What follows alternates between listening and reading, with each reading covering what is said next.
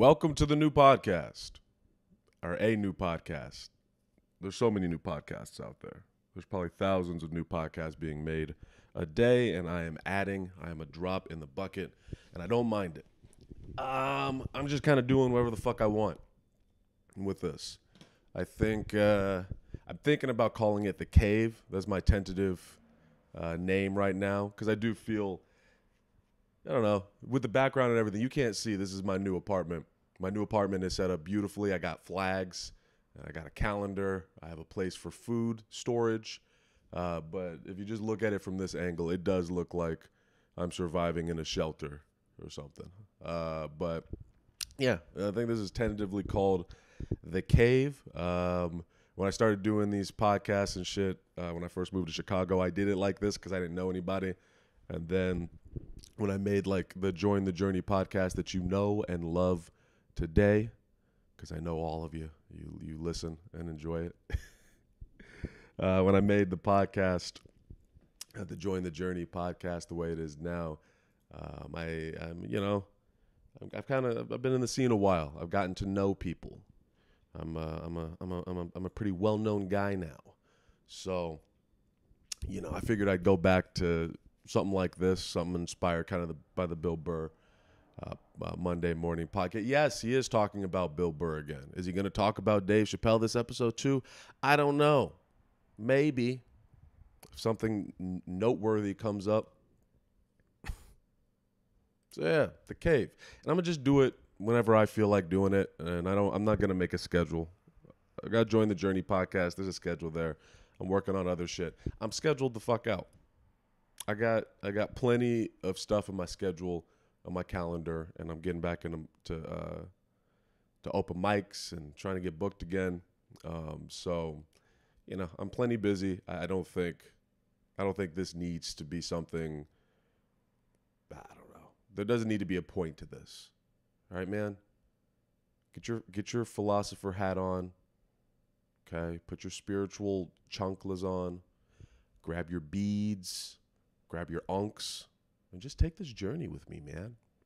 Just take this journey. My hair is getting fucking long, by the way. God damn. The hair is really fitting the hippie stoner California vibe that I think I'm slowly transforming into as well. The nose ring, I don't know, it's a little subtle. Nose ring is subtle, but the nose ring takes it to a different level, I think. Whatever fucking aesthetic that I got going on. The nose ring really, it just adds that extra level of like sage douchiness, I don't know, is it douchey? Pretentious? I don't know what it is, because it's not rebellious. I think if I had a nose ring in like the 80s or the 90s, this would be super rebellious. But people got piercings all over the place. I've seen people with their literal eyelids pierced together like this. I've seen guys with tattoos on their eyes, like their eyeballs are tattooed black, like some sort of weird Stranger Things demon. So, is the nose ring really, is it that radical? It's not, but it fucking hurt to get. Regardless. I moved into the new apartment. I'm in the studio now. I'm all alone, and I fucking love it. Oh my God, dude! I love, like, when I first started being alone with my roommate.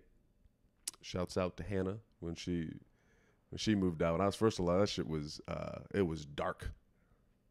I'd never felt like moving out here. Even having someone that you knew from back home, it gives you that little last bit of tetheredness from back home. But when she moved out and it was just me, oh my God, the fucking loneliness that set in. It was terrible. For the first night, I was like, man, there's going to be a burglar that's going to kick in the door and is going to murder me and steal what is left of my stuff. And nobody's going to know for days. And the cockroaches are going to eat off my face before they find me. I thought, like, the silence. You ever had loud silence where it's like you're sitting in silence and it somehow the void of nothingness around you is deafening? There's this weird level of silence there. And then I want to say I hit like an open mic. I came back home. I came back home to the silence again, and then I was like, well, I don't need to sit in deafening silence. I could do whatever I want. And then I started having a blast. I took a shower and I walked around naked, dick swang-a-langing everywhere because nobody was there to fucking bother me, man. Not to say that you bothered me, Hannah, but I'm going to walk around naked with you around. I clean stuff up. I listen to music. I listen to podcasts. I would wake up 7 in the morning because my sleep schedule's all fucked up. Just blasting podcasts super fucking loud because it didn't matter because it was my space. And now I'm in my real space, and that shit's amazing. It feels good. It's clean. Again, you're not going to be able to see it, but it's clean in here, and it's clean because I want it to be clean. Because I need my soul to be clean. I saged the fuck out of this place. I still don't know what sage does. I don't know. I don't know what the smoke is supposed to do. It's supposed to give demons cancer, or if it's just supposed to smell nice. Like it just smells really nice, and it puts you in a good mood. I sincerely don't know what sage does, but goddamn it, I'm saging the place. I want a nice feng shui in my space. I set up. I'm an independent adult. I set up the electricity, which I thought was under utilities. When I got this place, they were like, utilities are covered. And I was like, okay, utilities. Anything that I would need to utilize. I don't know if utility, right? That's like the root word. That's where that comes from, utilize. Either way, utilities to me is gas, water, electricity, trash. That's what utilities means to me. And according to this place, it is everything but electricity. So I started moving stuff in. I tried to turn on the light, and nothing. The light didn't come on, and I immediately went into a panic. I was like, okay, about to get into survival mode. I got my car battery. I got my converter. I guess I'm just gonna survive off the car battery. I'll get one of those generators. The ones that run on gas that would cost way more than just a regular electric bill. Like I immediately catastrophized and started fucking flipping out, especially because I was like on my own at this point. And I took a breath, I took a breath, man. I fucking did my daily meditations, bro. I'm in there. And calmed down. I was like, I guess I could just call... Because I could just call the apartment and be like, hey, my electricity's not on. What do you need me to do so I can get that shit on? And they were calm. They talked me through it, and I got the electricity on. And then the fucking internet, that was a bitch. The internet was a goddamn nightmare. So my new job right now is I'm interpreting like online for like doctor's visits and physical therapy. It sounds way cooler than it actually is. I am still very poor. It does not pay much, but I need the internet to make money. And that first week, I didn't have the internet. I had that shit. I scheduled it to be self setup, which to me was just like, all right, you plug you plug the 3-prong into the 3-prong of the wall, and then you plug the green thing into the other green thing. That was what I thought it would be, which seemed simple enough. And then I got here, and like where you plug it into the wall, like the little cord of it was snipped, and so I couldn't plug anything in. I just didn't have internet, and I tried to. I took my thought process of independence way further than I think I could achieve. I went on YouTube and I was like, I could set up the internet myself. It's way harder than you think. I went out and I bought like $80 worth of equipment at the Home Depot. I bought wire strippers and punchers and clock openers and just tools and fucking this thing. I bought this thing and I broke it. while trying to set up my internet. So, I learned my limits. All right. I can call ComEd and set up my electricity. I know how to do that. But taking out tools and going full plumber mode and putting together the internet is it's just, that's a line for me. It's a boundary. This podcast is so goddamn stupid. This shit is rambly as fuck, but I'm working on it. Just fucking bear with me. All right. I'm not Bill Burr. Oh. He had to start somewhere. I'm sure I haven't listened to the Monday Morning Pod. I haven't listened to like the first episode of it. I'm sure it's not amazing. I'm sure it's better than what I'm doing because Bill Burr is an amazing comedian. He came out with a new special. It's fantastic. No, I haven't. I'm back on it now. I'm getting my groove back, but I took a little break. Took a little comedy break, which, I've never did that. Like during quarantine, I kept myself busy and I found my way to perform with the street stand-up and stuff. So like I never really took a break. And it's a little different when someone forces you to take a break, You dig? And there's a different feeling to like, I don't know, when you decide to do something versus when the government is literally forcing you to do something. Like, it feels different when the government's like, hey, stay at home and chill, man. That's like I can make the excuse to feel lazy or whatever. I can sit there and I can just binge watch Avatar: The Last Airbender and the Boondocks over and over all day. Because, the government said I got to be here. And I guess, I don't have to go to work because the government said, all right, well, the government said, But when I'm out here, when like, I was like basically going to be unemployed. And then moving is fuck moving, man. It's stressful as shit. I hate it. I'm going to continue to pack light with my life. But I had to do this move. Shit was just too hectic and I was miserable. And I'm trying to get trying to get to open mics and shows and shit from the Pink Line. This whole year I've been rocking with the Pink Line because I had to. Fuck that shit. I live on the Brown Line now. The Brown Line is where it's at. The Pink Line doesn't do shit for comedy. The Brown Line. Brown Line, Red Line. So I wish I could do angles with these cameras. So anyway. So I had to take a break. I had to take a sit down. I had to take a time out. And just be a person. And it was difficult. Still is kind of difficult, but I got into a groove. I mean, I never completely stopped doing stand up. Like I would do it just to keep keep the oil on the mechanisms, keep it from drying up, keep it from getting weird. That shit dries up fat. When you don't practice stand up, when you're not on stage consistently, that shit goes away pretty fast. But no, for the most part, I didn't really do stand-up. I just kind of existed. I can see why people are okay with not being stand-up comedians.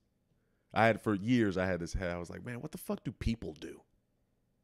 When you're done working, I mean, why don't you go drive an hour or take a bus or a train for an hour to go to a shitty dive bar to sign up on a list and then wait for like 3 hours to perform for a bunch of other guys who did the same thing? Why wouldn't you do that? Oh, you're going to go home to your family? Like you guys are going to sit down and eat dinner and talk and develop relationships? Oh, you're going to go do other hobbies that are just fun for the sake of fun, you fucking weirdo? You freak. Are you going to knit? Huh? You going to knit a blanket for your granddaughter, Susie May? Is that what you're going to do? You're going to knit a quilt for funsies? Where's your work ethic? What would David Goggins say to you? He would say, stay hard, Granny.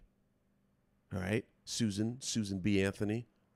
Susan Granny B. Anthony. I learned what it was to be just a regular person. And it was good. It's healthy, you know. I went to my first real Juneteenth celebration. That was fun. Had a little bit of an awkward moment, but you know, it's hey, you take it on the chin. I'm not gonna tell you what happened. I'll just tell you it was my fault for it being awkward. You know, I accept responsibility. I'm a mature 31-year-old man that is severely in debt, that sleeps on a mattress on the floor. Which, by the way, I know people talk shit. Oh, your mattress is on the floor. Do you need a bed frame? Is it necessary? Like, I didn't have a bed frame, and it made moving in here way fucking easier. I picked up this fucking twin size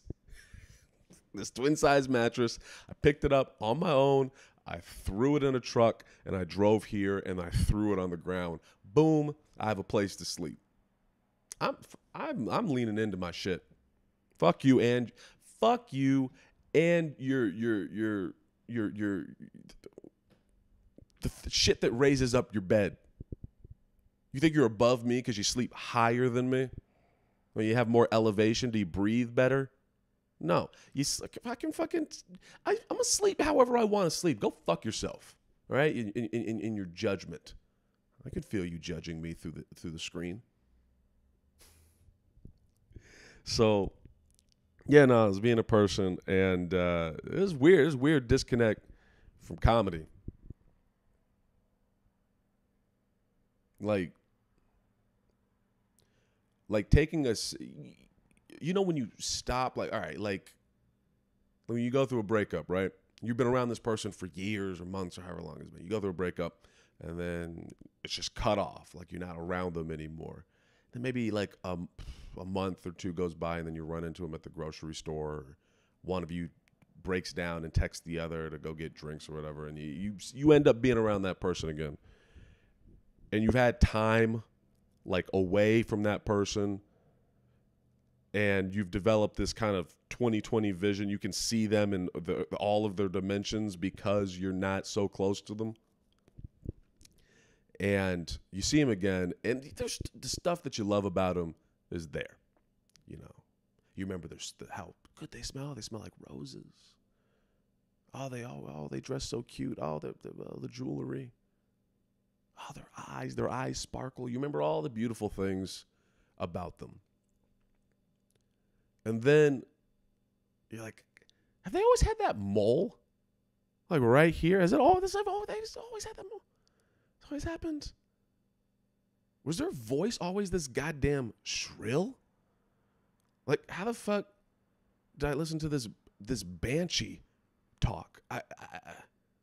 Was their laugh always this fucking guttural and irritating and why do you laugh like a 57-year-old man on a lazy boy drinking a goddamn PBR, watching NASCAR with Cheeto crust, just Cheeto crust everywhere? Like, you just see the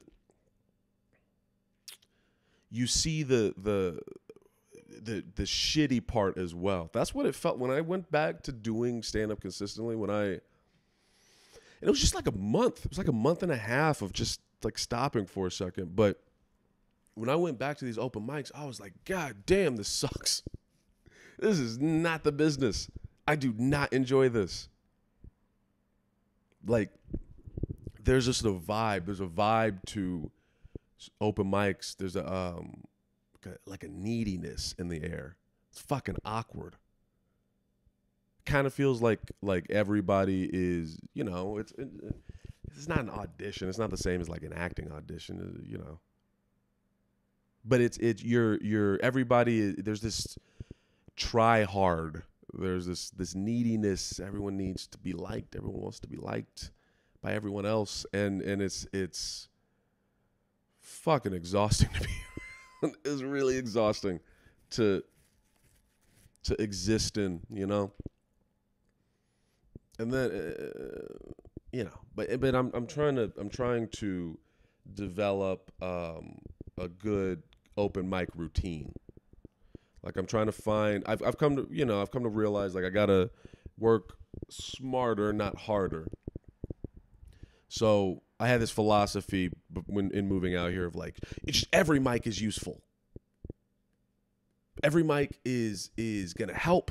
You know, you need to do stage time. The shitty mics are also important. You need to go at least twice a week in front of either a bunch of very sad, uncomfortable, drunk white dudes who are also trying to be comics. Or you can go to an open mic where there's literally nobody, not even other comics, just you and maybe two other guys, and like the bartender who's just cleaning one glass, staring at you in discontent, realizing you're not going to pay for a drink, you're not going to support the venue. So I'm not doing that shit anymore. So I spent the last week trying different mics out. I know in my schedule, I know every Sunday I'm going to Woody's because there's real people there. And I met the guy, the host, he runs his dude's named Jamal. He's real cool. So I'm going to go to Woody's.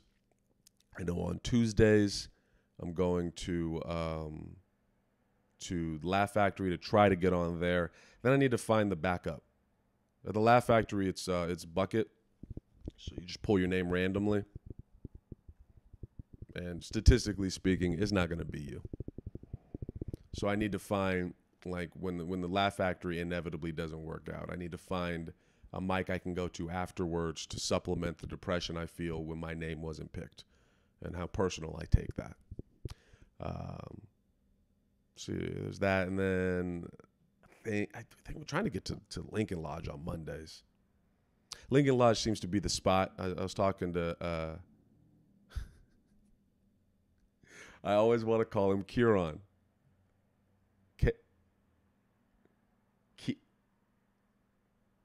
God damn.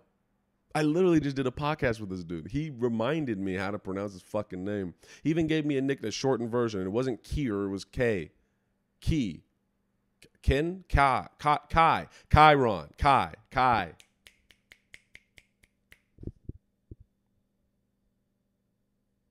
think my brain's melted, man. I think maybe I got COVID and I didn't realize it, and I got some sort of special strain that has absolutely destroyed my brain cells. Jesus Christ. Chiron. Fuck. He was saying, like, yeah, man, go to Lincoln Lodge. That's a good spot to develop some consistency. So I'm gonna try to do that, you know.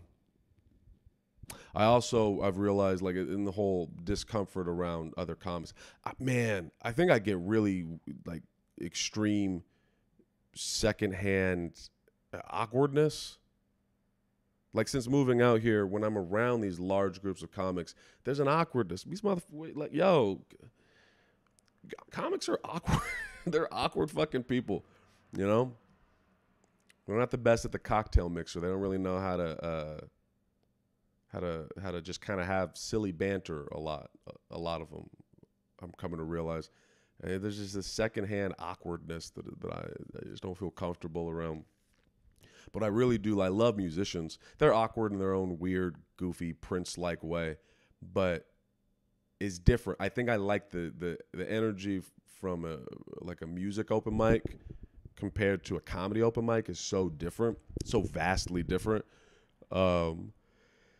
You know, you don't feel this competitiveness at a music open mic, especially because everyone's, I don't know, you're not compared to each other the same way.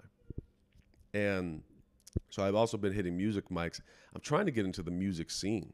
I want to be the comic that hosts all of the music shows, you know. That would be a dream. I actually just got a message from a guy. I have a meeting soon about hosting some sort of album release or whatever. But that's pretty sick. Like, that's kind of what I want to do. Just trying to carve out my own lane in all of this, you know, figure out what works for me. Was this podcast dumb? If you've gotten to this point, if you have gotten to the point where you've listened to me fucking ramble about pretty much nothing, I'm gonna say yes. the podcast is dumb and it's boring and it's silly. It's kind of uninteresting right now. But I'm also going to say that it just takes improvement, it takes practice, you know. Not all of us can make brilliant podcast art right out the gate. You got to find your groove. You got to really lean into it. You got to just lean into these mistakes. Don't edit. Don't change anything. Don't cut out stuff that might be boring or uninteresting. Nah, just put the whole thing. Just put the whole thing out raw. That's a good idea. Man, what a genius idea I have with this fucking whatever the fuck this is. All right. All right. Thanks. So stupid. I'll figure it out. I'll get the groove. I'll get the groove. Stop yelling at me. Don't tell me what to do. Fuck you. I won't do what you tell me. All right. Well, that was it. That was the cave for now.